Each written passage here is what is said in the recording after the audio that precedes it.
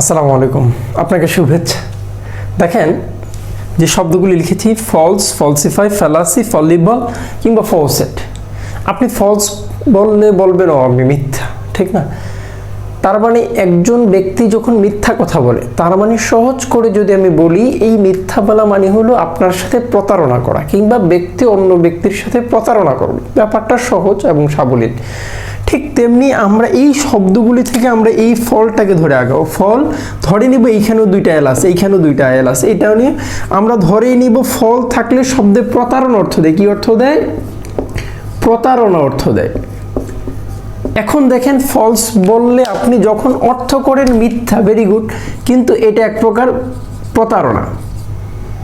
এখন এই মিথ্যা থেকে, ফলস থেকে আপনি শব্দ বানাইতে পারেন ফলসিফাই। এখন এই ফলসিফাই মানে কি? তখন আপনি লিখতে পারেন প্রতারণা করা, প্রতারণা করা। ঠিক তেমনি ফলসিফাই। এখন আপনি ফলস থেকে ফলসিফাই পাইলেন। এখন ফ্যালাসি, তখন আমাদের অভিধানগুলোতে এর অর্থ লিখেছে ভ্রান্ত ধারণা। দেখেন, ভ্রান্ত ধারণা। এখন আপনি ভ্রান্ত ধারণা না বললে বললেন আবার আরেকটা শব্দ বানাইলেন ফেলাসাস। তার মানে এইখানেও আপনি দেখেন কি পাইছেন? ফল পাইছেন। শুধু পরিবর্তন কোন জায়গায়? এই যে বাড়তি যে জায়গাটা, আপনি এটা ধরে আগাচ্ছেন। ঠিক তেমনি ফেলাসি কিংবা ফেলাসাস একই অর্থ দিবে, ভ্রান্ত ধারণা।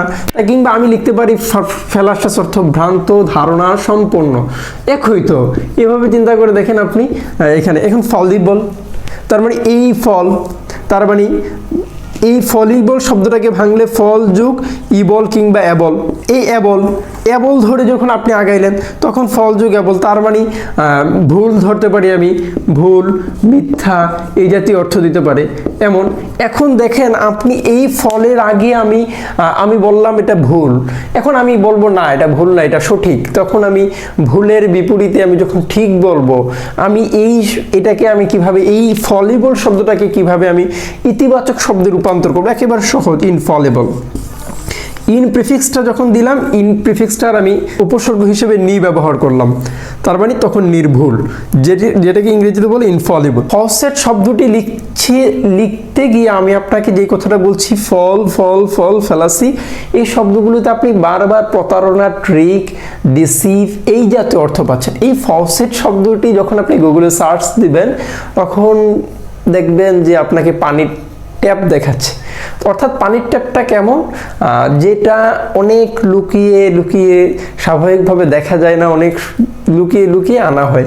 ঠিক এই জন্য এটাকে ফলসেট বলা হয়। আমাদের যে অভিধান, ওই অভিধানগুলোতে এমনটাও বলা হয়েছে নিয়ন্ত্রণমূলক পাইপ যন্ত্র, যেটা এটা হলো ফলসেট। তাহলে আপনি দেখেন এই মানে মূলত এই ফলসেট শব্দটাও ফল ধরে ফল থেকে উৎপন্ন। আপনি এইভাবে ধরে ধরে শব্দগুলো অর্থ করতে পারবেন। Thank you for watching.